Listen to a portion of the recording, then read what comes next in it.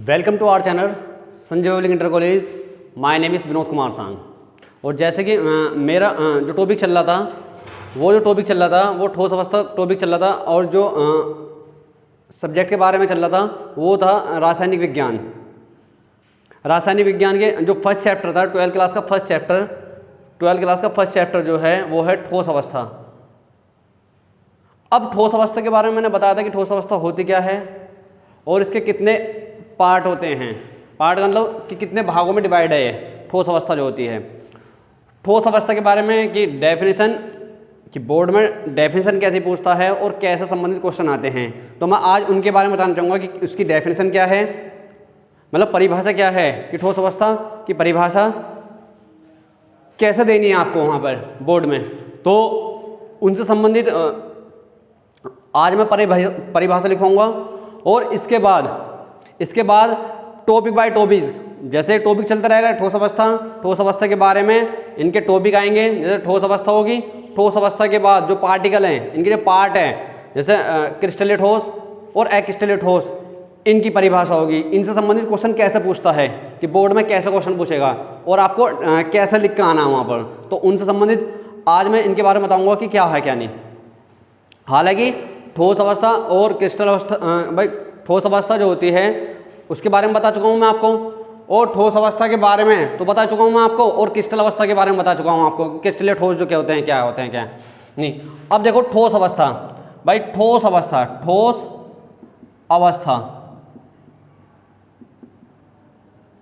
अवस्था होती क्या है, ठोस अवस्था की परिभाषा क्या होती है, और होती तो मैंने पहले बता चुका हूँ मैं आपको, इससे पहले वाली वीडियो में बता चुका हूँ कि ठोस अवस्था होती क्या है। भाई इससे पहले हम जो पढ़ गए हैं, हम 9th 10th 11 तक हम क्या पढ़ गए हैं, ठोसों के बारे में कुछ पढ़ गए हैं जिसका आकार व आयतन दोनों निश्चित हो, वो क्या कहलाते हैं, वो ठोस कहलाते हैं। हालांकि थोड़ा संबंधित इससे संबंधित है कि ठोस भी वही है, पर अब जो आगे अब आपके अणुओं के बारे में है कि अणु क्या होते हैं और इनसे संबंधित क्या होते हैं, जो कण होते हैं, पार्टिकल जो होते हैं, वो कैसे कैसे ठोस को बनाते हैं। अब जो ठोस अवस्था होती है, ठोस अवस्था की डेफिनेशन बोर्ड में कैसे लिख के आनी है आपको को, तो डेफिनेशन लिखवा रहा हूं मैं आपको कि ठोस अवस्था होती क्या है। वे पदार्थ जिनके अवयव कण परबल अंतराणुक बलों द्वारा, वे पदार्थ जिनके अवयव कण कुछ भी हो सकते हैं। अवयव कण में कौन कौन से आ सकते हैं, जैसे अणु भी हो सकता है, परमाणु भी हो सकता है, और आयन भी हो सकते हैं। ये तीनों आ सकते हैं किसमें, ये तीनों किसमें आ सकते हैं, कणों में आ सकते हैं। भाई कणों में किन आ सकते हैं, अणु भी आ सकता है, परमाणु भी आ सकता है, और आयन भी आ सकते हैं। ये किसको बताते हैं, ये बताते हैं किसकी संरचना के बारे में बता रहे हैं, ये बता रहे हैं किसकी संरचना के बारे में, ठोस अवस्था की संरचना के बारे में कि ठोस अवस्था होती क्या है। अब आपको पता चलेगा कि वे पदार्थ जिनके अवयव कण परबल अंतराणुक बलों द्वारा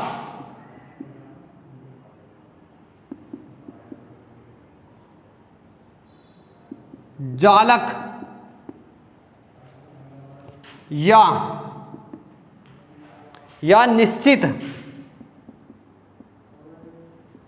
ज्यामिति क्या होते हैं, वे पदार्थ जिनके अवयव कण परबल अंतराणुक बलों द्वारा जालक या निश्चित ज्यामिति के रूप में व्यवस्थित हो, वो ठोस कहलाते हैं या ठोस अवस्था कहलाती है। उन पदार्थों की अवस्था जो कहलाती है वो क्या कहलाती है, ठोस अवस्था कहलाती है। ठोस वो पदार्थ और लिख लो यहाँ पे, वो पदार्थ ठोस कहलाते हैं। तो आपको डेफिनेशन पता चलेगी कि ठोस अवस्था होती क्या है। इसकी डेफिनेशन भी लिखवा दी मैंने आपको कि ठोस अवस्था होती क्या है।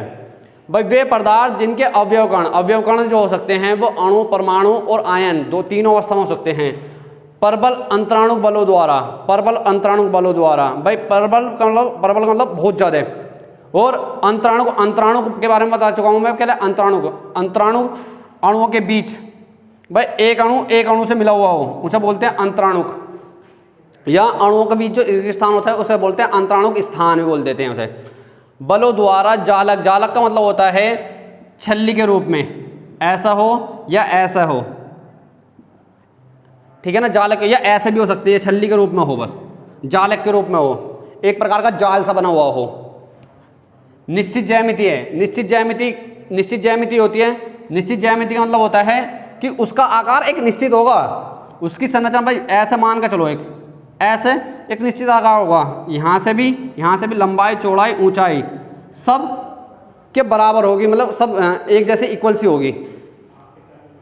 निश्चित ज्यामिति के रूप में व्यवस्थित हो, वो क्या कहलाते हैं? ठोस कहलाते हैं। अब ठोस जो होते हैं वे दो प्रकार के होते हैं। ठोस कितने प्रकार के होते हैं? ठोस होते हैं दो प्रकार के,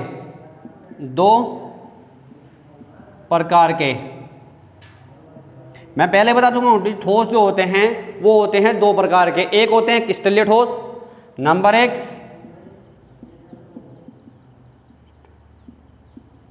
क्रिस्टलीय ठोस, नंबर 2, अक्रिस्टलीय ठोस।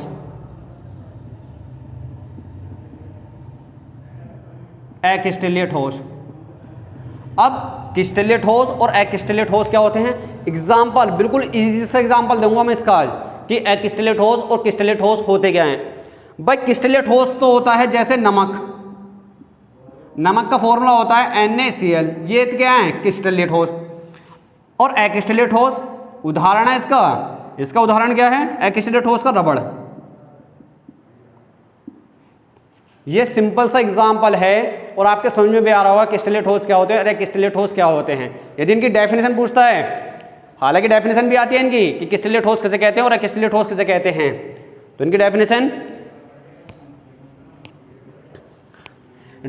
बताने से पहले मैं इसके बारे में तो क्या बताना चाह रहा हूं कि इनमें अंतर क्या होता है। भाई दोनों में कभी कभार अंतर पूछ लेता है और बोर्ड में ज़्यादातर 90% ज़्यादातर अंतर ही पूछता है इसमें कि आप पे भाई पता तो होना चाहिए कि क्रिस्टलीय ठोस और अक्रिस्टलीय ठोस क्या होते हैं और इनके बीच में डिफरेंस क्या है, इनमें चीज़ में अंतर क्या है। भाई आपको पता चलना चाहिए कि होता क्या है चीज़। अब एक तरफ तो लिखा मैंने क्रिस्टलीय ठोस और एक तरफ लिखा मैंने अक्रिस्टलीय ठोस। और यहां लिख दिया मैंने गुण के आधार पर। मतलब क्या है कि अक्रिस्टलीय ठोस क्या होते हैं और क्रिस्टलीय ठोस क्या होते हैं। भाई क्रिस्टलीय ठोस और अक्रिस्टलीय ठोस, देखो पहला पॉइंट है इसका, पहला पॉइंट बता रहा हूं गुण के आधार पर, ज्यामिति के आधार पर जो है क्रिस्टलीय ठोस होता है, जो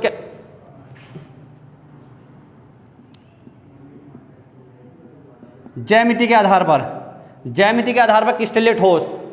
क्रिस्टलीय ठोस ज्यामिति के आधार पर मतलब क्या है कि जैसे एग्जाम्पल लिया था मैंने NaCl का, ये पॉजिटिव होता है निगेटिव होता है, आपको पता है पॉजिटिव नेगेटिव। तो इनकी ज्यामिति का इनकी संरचना जो होगी वो एक निश्चित रूप में होगी। निश्चित रूप का मतलब कैसे कि यहाँ NaCl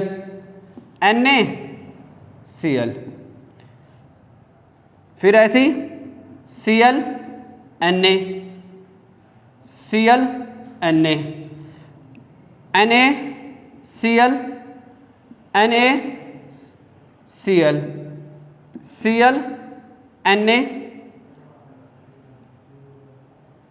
Cl Na, मतलब इस पर पॉजिटिव, इस पर नेगेटिव, इस पर पॉजिटिव, इस पर नेगेटिव। तो इसकी संरचना आपको दिखाई दे रही है एक ज्यामिति के अनुसार। भाई इधर से देख लो या इधर से देख लो, यदि आप इधर से देखोगे, इधर से देखोगे भाई, आप ऐसा देखोगे तो एक निश्चित ज्यामिति की बन रही है, एक निश्चित संरचना सी बन रही है। आपको दिखाई दे रहा निश्चित संरचना सी है। आपको Cl Cl Cl Cl आपको दिखाई दे रहा कि क्या होगा कि Na के चारों ओर, भाई Na के चारों ओर क्या है, क्लोरीन है, यहाँ भी और यहाँ भी और यहाँ भी, एक निश्चित ज्यामिति बन रही है यहाँ पर। परंतु मैंने एग्जाम्पल किसका दिया था, नमक वाला, नमक NaCl का। अब मैं एग्जाम्पल दे रहा हूँ इसमें एक्स्टेलेट ठोस में। एक्स्टेलेट ठोस का एग्जाम्पल है रबड़। रबड़ के जो पार्टिकल होंगे, रबड़ के जो अणु होंगे वो क्या होंगे, एक निश्चित ज्यामिति नहीं बनाएंगे, वो कैसे भी ऊपर नीचे कैसे भी ऐसे भी हो सकते हैं। वे एक निश्चित व्यवस्था नहीं है, एक झुंड के आकार की है व्यवस्था इसकी, ऐसा है। इनके जो पार्टिकल होंगे वो निश्चित ज्यामिति के अनुसार नहीं होंगे। इसमें तो ज्यामिति होगी निश्चित होगी, निश्चित कि हाँ ऐसे रूप में होंगे, निश्चित ज्यामिति। यो निश्चित अनिश्चित ज्यामिति के अनुसार। अब आपको पता चल गया होगा कि ठोसों को जो गुणों के आधार पर बता रहा हूँ, ठोसों को गुणों के आधार पर जो ठोस होते हैं दो प्रकार के बताए थे मैंने कि ठोस दो प्रकार के होते हैं, एक होता है क्रिस्टलीय ठोस, एक होता है एक्स्टेलेट ठोस। क्रिस्टलीय ठोस में क्या बताया मैंने कि इनके अलग अलग पार्टिकलों में डिवाइड किया गया है। अलग अलग पार्टिकलों में जैसे क्रिस्टलीय ठोस होते हैं, और एक्स्टेलेट ठोस होते हैं। क्रिस्टलीय ठोस में जो गुणों के आधार पर अंतर बता रहा हूं मैं, गुणों के आधार पर अंतर क्या मतलब, ज्यामिति के आधार पर। पहले ज्यामिति पोषण लिया कि ज्यामिति के आधार पर कैसे से वो बताऊं कि इनमें डिफरेंस क्या है। अब आपको पता चलेगा इनके दोनों के बीच डिफरेंस क्या है। भाई ज्यामिति के आधार पर क्या होगा कि NaCl एक प्रकार की चैन सी बन रही है। यहाँ पे ऐसा नहीं है, यहाँ पे अणु जो इनके पार्टिकल हैं, जो अणु हैं, वो कण जो हैं वो किसी भी रूप में हो सकते हैं। ऐसे नहीं है कि एक संरचना किसी बनेगी। तो आपको दिखाई दे रहा है ज्यामिति के आधार पर क्या हुआ, क्रिस्टलीय ठोस जो होते हैं वो निश्चित ज्यामिति के अनुसार होते हैं, और एक्स्टेलेट ठोस जो होते हैं अनिश्चित ज्यामिति के आधार पर होते हैं। फिर दूसरा पॉइंट जो है इसका दूसरा पॉइंट, अब पहला पॉइंट तो क्या होगा ज्यामिति के आधार पर, दूसरा पॉइंट है इसका दूसरा पॉइंट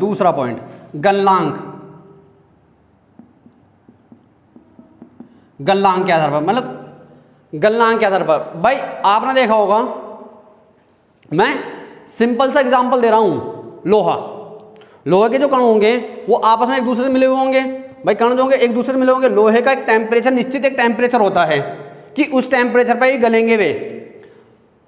उसकी एक जो व्यवस्था होगी ना भाई, लोहे का जो पार्टिकल हो गए वो लोहे की एक संरचना ऐसी होगी, मान के चलो एक ऐसी संरचना होगी, इनके पार्टिकल जो होंगे ऐसे होंगे मिले हुए ऐसे।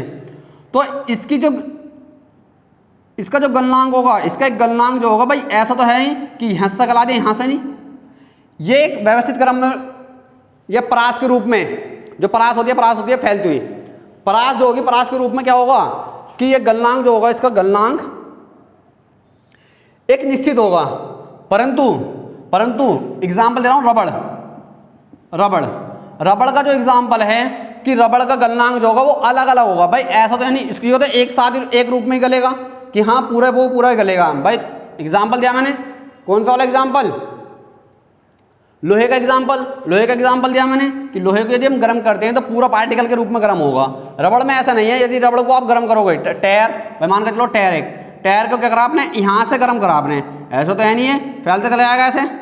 भाई कुछ रूप में फैलेगा, पर तो ऐसा नहीं है कि यहाँ से गर्म कराना हो तो यहाँ से ही उसका क्या होगा, उसका विच्छेदन होगा। विच्छेदन मतलब अलग अलग पार्टों में डिवाइड होगा, यहाँ पर गलता चला जाएगा, मतलब जलता चला जाएगा ऐसा।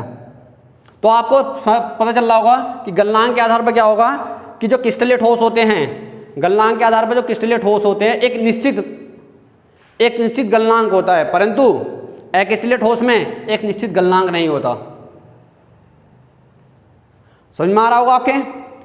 अब इसके बाद है तीसरा पॉइंट जो है इसका, किसका, गुणों के आधार पर। तीसरा पॉइंट है गुणों के आधार पर, हो है विदलन। विदलन। विदलन का मतलब क्या है कि मैं बताना चाह रहा हूं कि क्रिस्टलीय ठोस और अक्रिस्टलीय ठोस में विदलन कैसा होता है। भाई क्रिस्टलीय ठोस में क्या होता है, क्रिस्टलीय ठोस जो होते हैं मान लो लोहे का और रबड़, एग्जाम्पल दे रहा हूं यहां पर, बिल्कुल इजी सा एग्जाम्पल है। यदि आप लोहे को यहां से काटोगे तो अंदर से नई सी परत सी आएगी, नई परत। परंतु रबड़ में ऐसा नहीं होगा। रबड़ में क्या होगा, यहां पर यदि आप काटोगे रबड़ को तो उसमें क्या होगा, खुरदरापन आएगा, खुरदरापन से आएगा। तो आपको विदलन पता चल रहा होगा। विदलन में क्या होता है, विदलन के अनुसार बता रहा हूं कि क्रिस्टलीय ठोस क्या होते हैं। क्रिस्टलीय ठोस विदलन के अनुसार एक, जब आप क्रिस्टलीय ठोस को डिवाइड करते हो या काटते हो किसी चीज से तो उसकी नई शेप आती है, अंदर से नया पार्ट सा दिखाई देता है। परंतु अक्रिस्टलीय ठोस में क्या होगा, यदि आप काटोगे, यदि आप किसी भी अक्रिस्टलीय ठोस को काटोगे तो उनके काटने के बाद जो बीच में जो पार्ट आएगा वो क्या होगा, खुरदरापन सा आएगा उसके अंदर। अब आपको पता चल रहा होगा क्रिस्टलीय ठोस और अक्रिस्टलीय ठोस में विदलन के अनुसार अंतर क्या है। मोस्ट इंपोर्टेंट चीज बता रहा हूं बेटा, बोर्ड में बहुत ज्यादा आती है ये चीज। अब फोर्थ पॉइंट है इसका, शीतलन के आधार पर।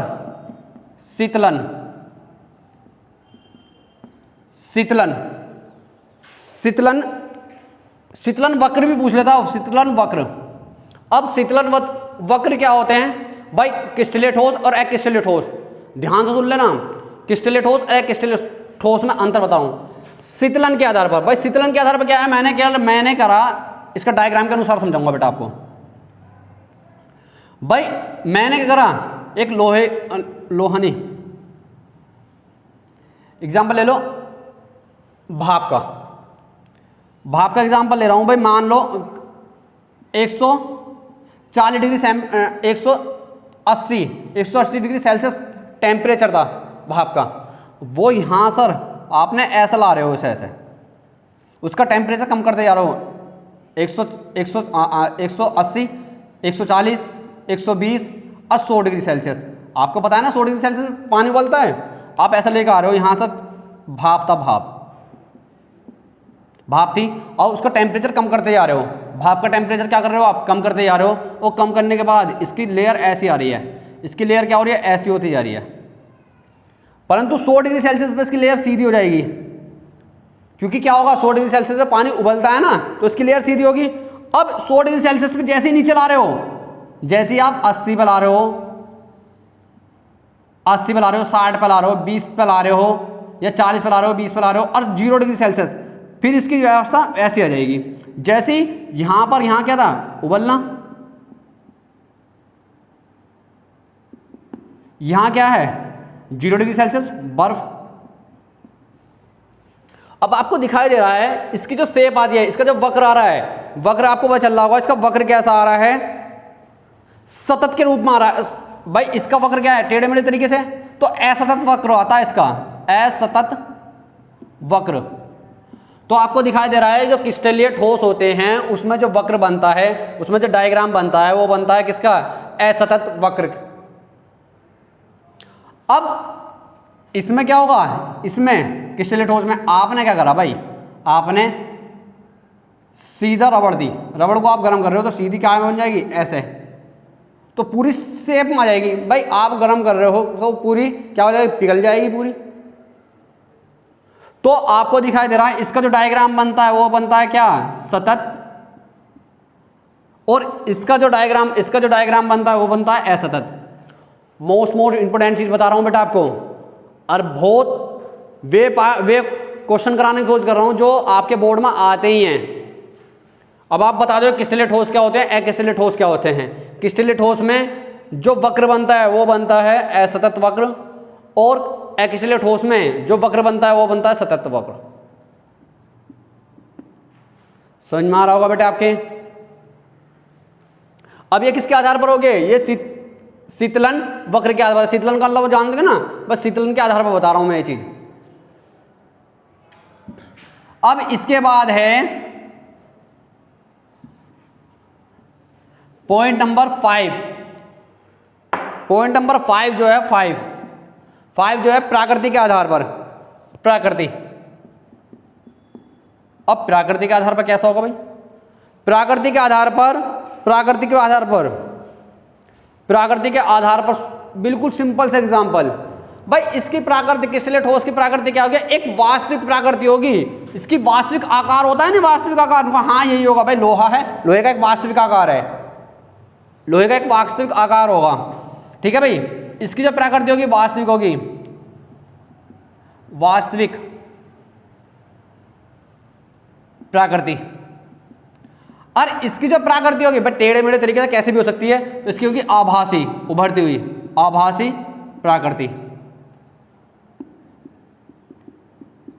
अब आपको दिखाई दे रहा होगा कि वास्तविक प्रकृति और आभासी प्रकृति, आभासी प्रकृति और वास्तविक प्रकृति में अंतर पता चल गया। सॉरी, क्रिस्टलीय ठोस के बारे में पता चल गया होगा कि क्रिस्टलीय ठोस होते क्या हैं और अक्रिस्टलीय ठोस होते क्या हैं, किसके आधार पर? प्रकृति के आधार पर। वास्तविक प्रकृति, वास्तविक प्रकृति मतलब यदि आप इसे गर्म कर रहे हो ना तो एक रूप में पूरा गर्म होगा, ऐसे नहीं है कि छोटा सा पार्ट गर्म होगा। परंतु आभासी प्रकृति का भाई, आपने टायर लिया, टायर, आप यहाँ से टायर को क्या कर रहे हो? गर्म कर रहे हो। ऐसा तो है नहीं कि वो गर्म होने के बाद बस यहाँ से क्या होगा? उसका खुरदरापन होगा और बाकी से ठीक रहेगा। परंतु क्रिस्टलीय ठोस में ऐसा नहीं है। यदि आप यहाँ पूरा गर्म कर रहे हो, यदि आप गर्म कर रहे हो तो ये क्या होगा? जहाँ से आप मतलब इसे जो गर्म कर रहे हो, गर्म करने के बाद क्या होगा? ये पूरा का पूरा पिघल जाएगा। ये ऐसा नहीं है कि ये उभर के आएगा, उभरता हुआ। इसके बाद है, इसके बाद छठा पॉइंट, छठा पॉइंट है कणों की व्यवस्था। छठा पॉइंट, कणों की व्यवस्था के आधार पर। अब कणों की व्यवस्था के आधार पर और अकणों, भाई कणों की व्यवस्था के आधार पर क्रिस्टलीय ठोस और अक्रिस्टलीय ठोस। कणों की व्यवस्था के आधार पर कण क्या होंगे? ये पार्टिकल ऐसे डिवाइड, ऐसे होंगे, ऐसे ऐसे,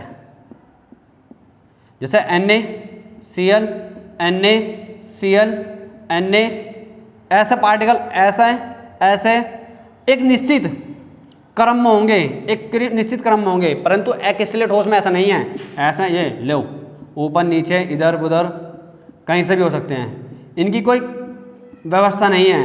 एक झुंड के आकार की है, झुंड के आकार की, एक झुंड के आकार की होगी इसकी व्यवस्था, ऊपर नीचे दाएं बाएं ऊपर नीचे कैसे भी है। समझ में आ रहा होगा आपके कि कणों के आधार पर क्या है, कणों के आधार पर व्यवस्था ऐसे। भाई NaCl का एग्जाम्पल मैंने सबसे बेस्ट एग्जाम्पल दिया आपको, और वो समझ में आता है जल्दी से। फिर अगला है, अगला 7 पॉइंट। 7 पॉइंट है, बहुत पूछता है भाई, ऐसे बहुत ज़्यादा ही पूछता है, बहुत ज़्यादा ही। 7 पॉइंट है, 7 पॉइंट, 7 पॉइंट जो है देशिका, देशिकता। देशिकता जो होती है, देशिकता, देशिकता के आधार पर क्वेश्चन पूछता है कि बताइए क्रिस्टलीय ठोस की देशिकता क्या होती है, अक्रिस्टलीय ठोस की देशिकता क्या होती है।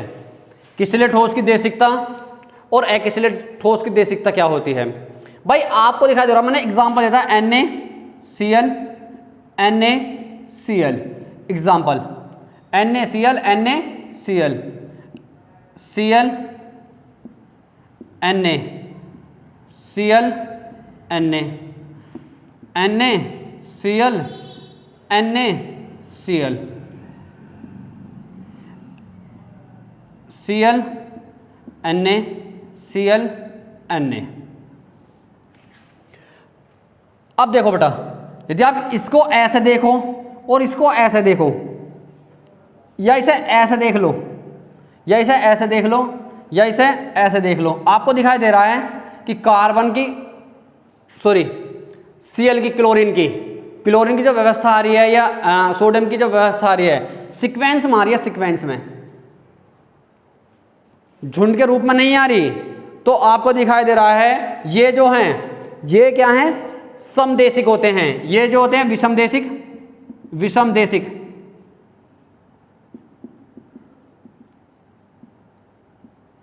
विषमदेशिक का मतलब क्या है कि यदि आप ऐसे देखोगे, Cl के बाद Na, Na के बाद Cl, सेल के बाद अलग अलग प्रकृति आ रही है, अलग अलग अलग अलग दिखाई दे रही है, इधर को चल लो इधर को चल लो, अलग अलग दिखाई दे रही है, तो विषम देशिक है। और इसमें क्या है, इसमें एक एग्जाम्पल के रूप में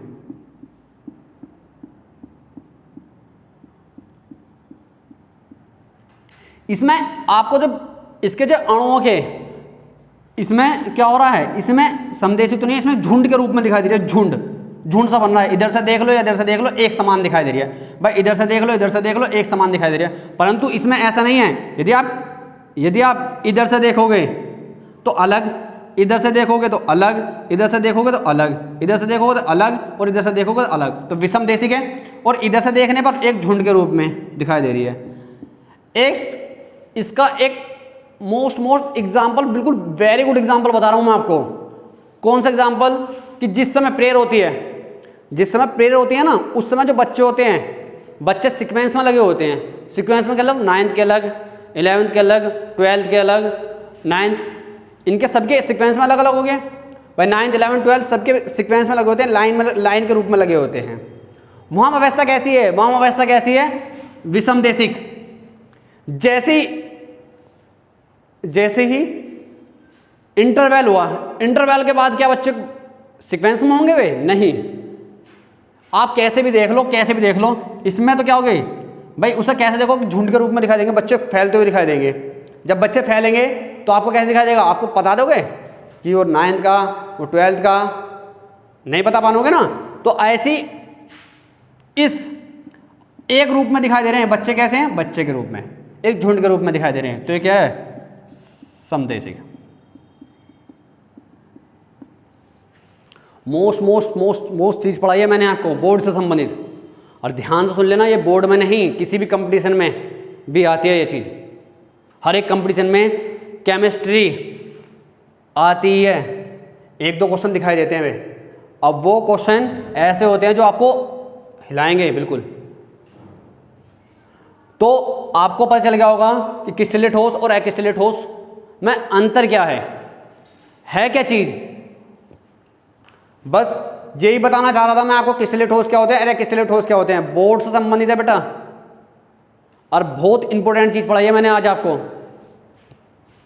और आज आपके समझ में भी आया होगा कि कहने का चाह रहे थे सर 2 दिन से, क्योंकि मैं एग्जाम्पल दे रहा था, बस वह एग्जाम्पल बता रहा था कि एग्जाम्पल के रूप में कैसा कैसा क्या होता है, और वे चीज़ मैंने एग्जाम्पल के रूप में ज़्यादा बताई है। अब डेफिनेशन चलेगी, अब आपकी इस चैप्टर से संबंधित डेफिनेशन के अनुसार क्या पूछेगा, बात समझ में आ रही होगी। वो क्या था, वो समझाने का तरीका था मेरा, किसका समझाना चाह रहा था मैं, क्या समझाना चाह रहा था आपको। ठीक है बेटा, तो आज की वीडियो को मैं बस इतना ही रखता हूँ, और यहाँ तक ही टॉपिक रखता हूँ इसका। अगली वाली जो वीडियो आएगी वो क्रिस्टलीय ठोस और अक्रिस्टलीय ठोस की डेफिनेशन लेकर आएगी, और उनके भी जो पार्ट हैं, मैं क्रिस्टलीय ठोस, किसके, क्रिस्टलीय ठोस के मैंने पार्ट बताए थे। जो अगली वाली वीडियो आएगी क्रिस्टलीय ठोस के पार्टों के बारे में बताएगी, फिर उनसे संबंधित और भी आएगी। ऐसी वीडियो को पढ़ने के लिए, ऐसी वीडियो को भाई, ऐसी चैप्टर को पढ़ने के लिए हमारे चैनल को जरूर सब्सक्राइब कर दें। यदि चैनल को सब्सक्राइब करोगे ना, तो ये जो टॉपिक चल रहा है ना आपका क्रिस्टलीय ठोस, रहा है इतना ईजी लगेगा, बहुत ज़्यादा ईजी। ध्यान से सुन लेना बेटा, 10 साल का एक्सपीरियंस है मुझे, और 10 साल का एक्सपीरियंस बहुत होता है। हर टॉपिक के बारे में एक एक चीज़ बताऊंगा आपको कि क्या है क्या नहीं। तो आज की वीडियो बस इतनी रखता हूं, एंड थोड़ी सी बस इसके बारे में, भाई ज़्यादा कुछ नहीं, भाई आपको रिवीजन जरूर करना है। यदि आप रिवीजन करोगे ना, उनके बारे में देखोगे, तो आपके बढ़िया नंबर आएंगे किसमें, बोर्ड में। टॉप भी बच्चे वही बनते हैं जो छोटी छोटी चीज़ों के बारे में अध्ययन करते हैं। तो छोटी छोटी, भाई आपको दिखाई दे रहा है कि सर ने छोटी छोटी चीज़ बताई है आपको, एक टॉपिक ठाक लाए हैं सर जी, कि पहले इस चैप्टर के बारे में ना पढ़ा गया। आप खुद भी जान रहोगे कि पहले इस चैप्टर के बारे में मैंने डेफिनेशन कुछ नहीं लिखवाई, पहले इस चैप्टर के बारे में मैंने समझाया क्या चीज़ है चैप्टर ये। अब क्या कर रहा हूँ, अब डेफिनेशन लेकर आ रहा हूँ साथ के साथ, इनकी डेफिनेशन एग्जाम्पल, इसके एग्जाम्पल भी देख रहे होगे आप, डेफिनेशन भी देख रहे होगे आपके। तो अब आपको समझ में भी आ रहा होगा कि क्या चाह रहे थे 2 दिन से, क्या कह रहे थे, या 2 वीडियो में क्या कही सर ने। अब तीसरी वीडियो में आपके बिल्कुल स्पष्ट समझ में आ रहा होगा कि हाँ सर जी ये कहना चाह रहे थे कि ठोस क्या होते हैं और ठोस के बारे में क्या है। अगली वाली वीडियो जो आएगी वो मैंने बता चुका हूँ कि किससे संबंधित आएगी, कि क्रिस्टलीय ठोस और अक्रिस्टलीय ठोस के बारे में बता के आएगी वो वीडियो और उसकी डेफिनेशन के साथ। तो आज की वीडियो इतना रखता हूँ। थैंक यू बेटा।